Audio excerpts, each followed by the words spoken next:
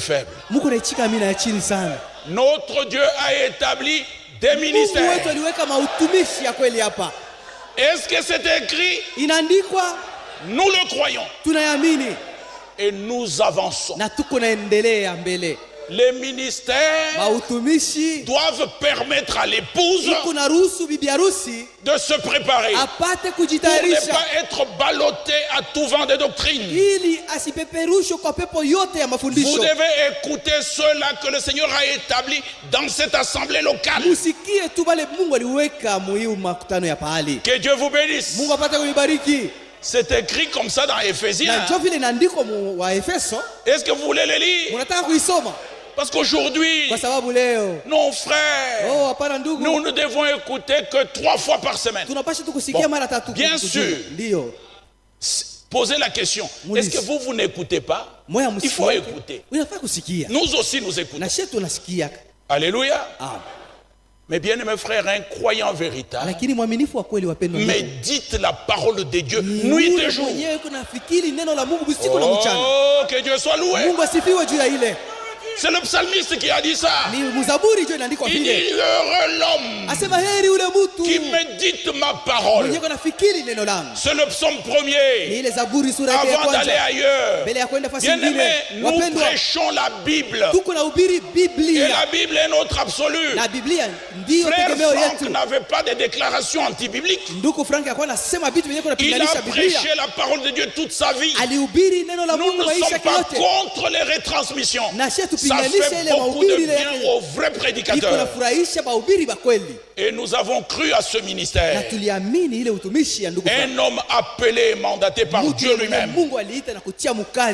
Alléluia. Confirmé par le Seigneur et dont le témoignage a été rendu par William Marion Branham. Les gens ne le savent pas, mais William Branham a rendu ce témoignage. Il dit, Ewald Franck, je dois te dire ce que le Seigneur t'avait dit en Allemagne le 2 avril 1962 et il lui disait en décembre, le 3 décembre 1962. Il dit, le Seigneur t'a parlé. Il a dit, ton temps pour cette ville est bientôt terminé. Toi, tu n'avais pas compris. Un vrai serviteur de Dieu peut ne pas comprendre. Mais le Seigneur finira toujours par lui faire comprendre. Que Dieu soit loué. Il dit, tu n'avais pas compris. Tu avais emmagasiné des conserves, de petits pois, tout ça. Mais il ne s'agit pas de ça. Alléluia. Frère Franck dit, mais je suis étonné. Parce que le Seigneur m'a dit, emmagasine les carottes, les petits pois, les conserves. C'est le Seigneur qui me l'a dit. Non, bien aimé. Quand Dieu te parle et qu'il y a un prophète ou un serviteur sur la terre, même vous ici dans l'assemblée locale, faites toujours confiance à vos anciens. Tu peux lire une citation, tu ne la comprends pas. Il faut aller vers les anciens. Dire, mon frère, qu'est-ce que tu comprends? Parce que tout le monde veut lire aujourd'hui les brochures et donner son interprétation. Et beaucoup de doctrines qui divisent. Chaque vraie doctrine doit unir les enfants de Dieu. Que Dieu soit loué. Nous devons atteindre l'unité dans la foi, l'unité de l'esprit, dans l'amour, car seul l'amour parfait entrera. Dans le psaume 1er, il est dit, heureux l'homme qui ne marche pas selon le conseil des méchants, qui ne s'arrête pas sur la voie des pécheurs et qui ne s'assied pas en compagnie des moqueurs, mais qui trouve son plaisir dans la loi de l'Éternel et qui la médite 3 fois par semaine. Je parle sous la surveillance des prédicateurs. Mais qui la médite jour et nuit. Alléluia. Amen. Alléluia. Amen. Bien-aimés, nous pouvons écouter les retransmissions 3 fois par semaine. Et nous les écoutons. Mais nous pouvons méditer ça midi. Matin, midi et soir. J'écoute le mercredi. Comme jeudi, il n'y a pas de retransmission. J'écoute encore. J'écoute même les anciennes prédications. Je lis les lettres circulaires. Je lis les brochures. Les citations. Mais tout cela, je ramène à l'absolu. Alléluia. Amen. Que Dieu soit loué. Ne soyez pas tristes. Oh, frère Franck a dit. Qu'est-ce que frère Franck a dit qui pouvait contredire la parole? Alléluia. Amen. Nous sommes allés le voir. Excusez-moi de dire ça. William est là. Nous le voyons. Nous disons bien, mes frères Franck, on ne doit écouter que 3 fois par semaine. Même dans nos assemblées. Il dit, nous ne sommes pas une dénomination. Que les ministères dans les assemblées locales continuent.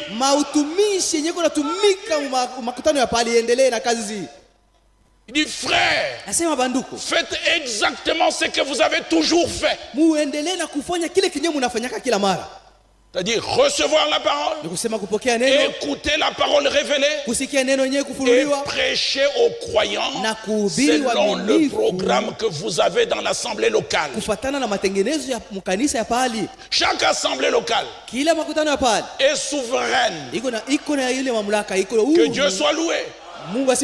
Alors que dit le Seigneur ici? Mais qui trouve son plaisir dans la loi de l'Éternel et qui la médite jour et nuit. Il est comme un arbre planté près d'un courant d'eau qui trouve son fruit en sa saison et dont le feuillage ne se flétrit point. Tout ce qu'il fait lui réussit.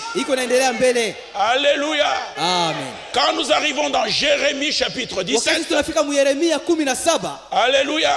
Amen. Le témoignage de 2 ou de 3 témoins. Oh bien-aimé, Jérémie 17 nous dit la chose suivante, verset 5.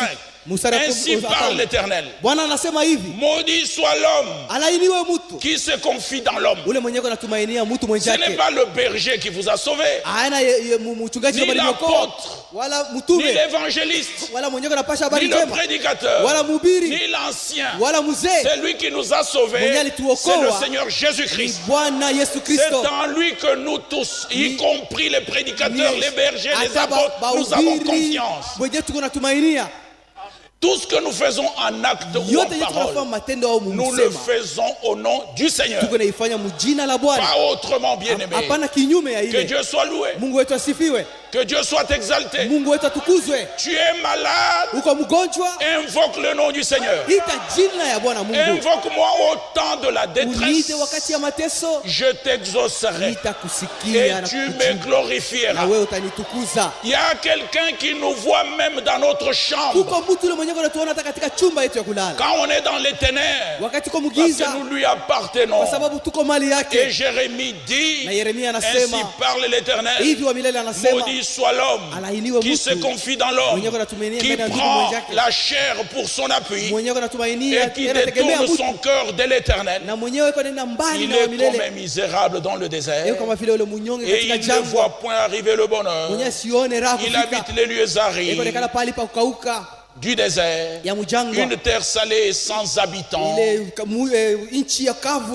Alléluia. Regardez notre partie. Béni soit l'homme qui se confie dans l'Éternel et dont l'Éternel est l'espérance. Il est comme un arbre planté près des eaux. Bien-aimés, nous avons trouvé la source d'eau vive. Et la source d'eau vive, c'est notre Seigneur lui-même. Nous devons saisir cela. Pas de citerne crevassée, mais la source d'eau vive, c'est le Seigneur lui-même. Ils m'ont abandonné, moi, la source d'eau vive, pour se creuser de citernes. Les citernes crevassées, c'est dans les dénominations. Ils ont une parole partielle. Il parle d'un Jésus, mais il croit que c'est une deuxième personnalité de la divinité. Mais nous, l'épouse, nous croyons que Jésus-Christ est le seul Dieu véritable et la vie éternelle. Oh, laissez-moi encore vous convaincre, épouse de Jésus-Christ, de la rédemption au retour de notre Seigneur Jésus-Christ. Jésus-Christ est le seul Dieu véritable et la vie éternelle. Amen. Amen. Il n'est pas 3 fois saint. Notre Seigneur n'est pas 3 fois saint. Et notre Seigneur n'est pas 3 fois saint. Ça, c'est dans les dénominations. Ils ont lu Ésaïe 6 parce que les chérubins disaient Saint, Saint, Saint et le Seigneur. Et ils ont compté 3 fois. Donc, le Seigneur est 3 fois saint. Non, bien-aimé. Quand vous arrivez dans le livre d'Apocalypse, il est dit que les êtres vivants disent nuit et jour Saint, Saint, Saint et le Seigneur. Donc notre Seigneur est éternellement saint. Nous croyons. Alléluia. Amen. Oh, laissez-moi vous dire quelque chose de bien que vous allez beaucoup aimer. Il a 4 titres avec le nom Fils, qui est un titre. Notre Seigneur est le fils d'Abraham. Alléluia. Amen. Il est aussi fils de David. Vous savez pourquoi? Il est aussi fils de l'homme. Mais en tant que fils de Dieu, il a donné son propre sang. D'où notre rédemption. Amen. Amen. Évoluons parce que je dois atterrir. La rédemption n'est plus une imagination. En Jésus-Christ, notre Dieu nous a rachetés. La promesse était, dites à tous ceux qui ont le cœur troublé. Nous étions troublés, chassés. Plus de cité, nous ne connaissions même pas le vrai Dieu. Mais le Seigneur dans Ésaïe 35, dites-le qu'il ne se trouble point. La vengeance viendra. La rétribution des dieux. Notre Dieu viendra lui-même et nous sauvera. Alléluia. Amen. Et dans Jean, il est dit, et la parole fut faite chair. Mais pourquoi la chair? Parce que nous avions péché dans la chair. Il fallait qu'il vienne dans la chair pour que le sang puisse couler. Parce que sans effusion de sang, il n'y a point de pardon de péché. Mais Dieu est esprit. Il habite une lumière inaccessible que nul homme n'a vu, ni ne peut voir. Et il fallait qu'il porte la chair. Alléluia. Amen. Quand Jésus-Christ était sur la terre, c'était Dieu lui-même dans la chair. La plénitude de la divinité était en lui. Amen. Et puis un jour il dit à ceux qui l'écoutaient, je suis sorti des dieux, issu des dieux. Et il va plus loin. Il dit, vous savez, Abraham, votre père, s'est réjoui de ce qu'il verrait mon jour. Et il l'a vu. Ils ont dit, mais comment? Tu n'as pas encore 50 ans et tu dis avoir vu Abraham. C'est dans Jean chapitre 8. Le Seigneur dit, Alléluia. Alléluia. Avant qu'Abraham fût.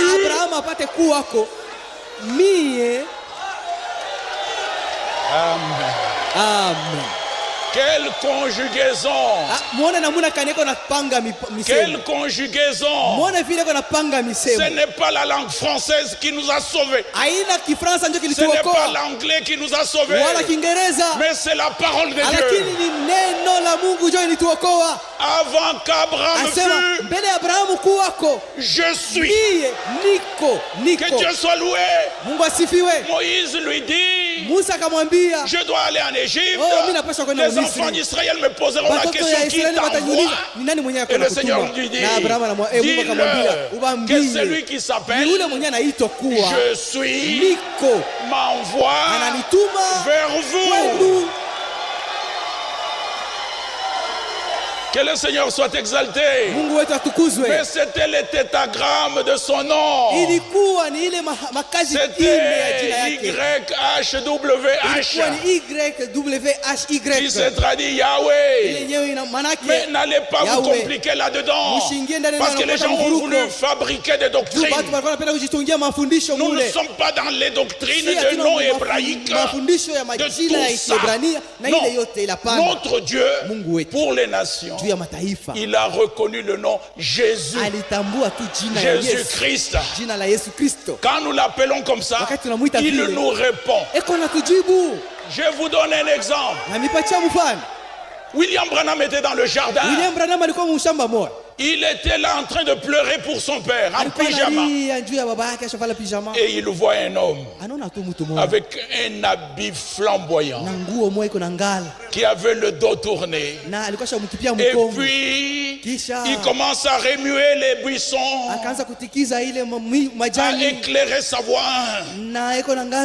L'homme ne retournait pas. Mais Branham a prononcé Lord Jesus Christ. L'homme s'est retourné. Il a reconnu que nous de nation, quand nous l'appelons comme ça, c'est le nom qu'il a accepté. Chaque guérison, chaque prière dans le ministère de William Branham était au nom du Seigneur Jésus-Christ. Chaque baptême était au nom du Seigneur Jésus-Christ. Nous avons le type biblique. Quand Joseph est allé en Égypte, on lui a donné les noms égyptiens, c'est-à-dire Safna Panéa. Quand il passait, on appelait Safna Panéa. Et il se retournait. Mais quand ses frères sont arrivés, il les a placés selon l'âge. Alléluia. Il ne leur a pas dit, je suis votre frère Safna Panéa, mais je suis votre frère Yosef. Bien-aimés frères et sœurs, quand nous partirons dans le ciel, et nous allons partir, quand nous serons enlevés, et nous serons enlevés, consolez-vous par ces paroles. Que Dieu soit loué. Il nous laissera dans le palais et il reviendra se révéler à ses frères. Ils vont lui demander où est-ce que tu as eu ces plaies. Il dit dans la maison de mes frères. Je suis votre frère Yahshua que vous n'aviez pas reconnu. Et ils ont tremblé. Il dit non, c'est bon. C'était bien. C'était pour que les nations puissent avoir la vie. C'est le mystère. Alléluia. Nous sommes l'épouse de Jésus-Christ. Que Dieu soit loué. Que le Seigneur soit élevé. Oh bien-aimé, c'est merveilleux, c'est glorieux. 2 Corinthiens chapitre 5, nous lisons le verset 17. La rédemption en Jésus-Christ seul. En Jésus-Christ, nous avions été réconciliés avec notre Dieu. Verset 17. Si quelqu'un est en Christ, il est une nouvelle créature. Les choses anciennes sont passées. Voici, toutes choses sont devenues nouvelles. Et tout cela vient de Dieu, qui nous a réconciliés avec lui par Christ, et qui nous a donné le ministère de la réconciliation. Nous devons toujours nous réconcilier. Ceux qui craignent le Seigneur se parlent l'un et l'autre. Ton frère ne doit jamais devenir ton ennemi. Jamais. Dans Abel, il n'y avait aucune jalousie. Mais dans Caïn, ça respirait de jalousie. Tous les conseils que Dieu lui a donnés ne trouvaient pas de la place. Mais chez nous, quand le Seigneur nous dit aimez-vous les uns les autres, nous devons nous aimer. Parce que nous avons dans nos cœurs la puissance pour aimer notre frère. Alléluia. Amen.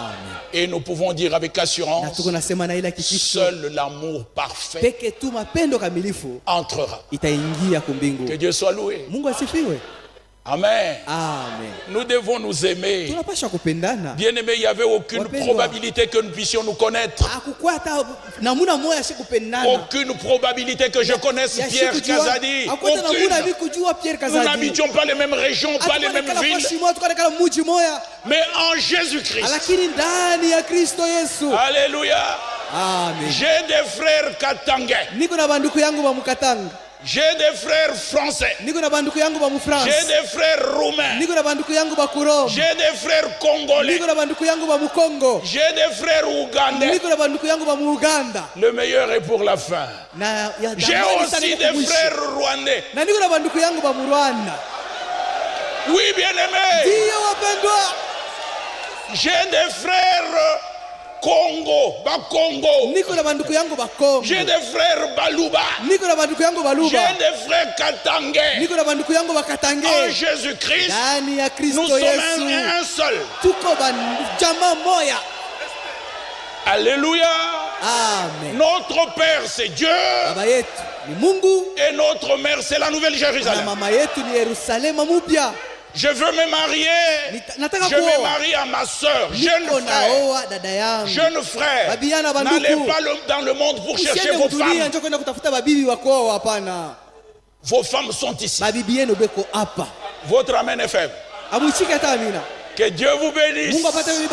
Ça c'est un grand signe. Que Dieu soit loué. Que le Seigneur soit exalté. Les vrais frères ne peuvent pas assassiner les autres. Dites encore un puissant amen. Les vrais frères sont délivrés. Ils sont nés de nouveau. Ils s'aiment l'un et l'autre. Ils prient même pour leurs ennemis. Que Dieu soit loué. Que le Seigneur soit exalté. Oh, qu'est-ce que nous étions en train de lire? Nous sommes